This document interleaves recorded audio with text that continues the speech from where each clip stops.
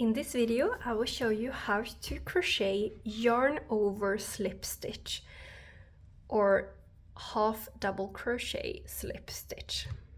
Start with a slip knot by wrapping the yarn around your 2 fingers.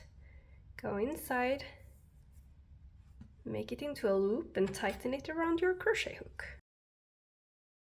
Crochet a chain of as many stitches as you like, so yarn over, pull through, yarn over, pull through, and continue.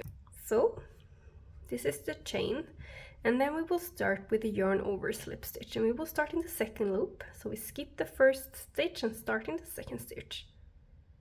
Yarn over, go inside the stitch and pick up the yarn, pull through, and pull through all the loops. So yarn over, go inside, and when you pick up the yarn you pull through all loops.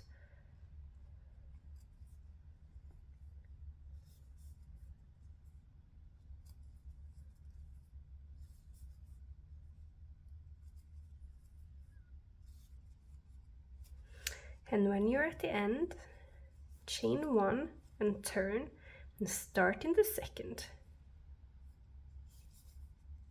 And just continue like this until you're happy with the size of your project.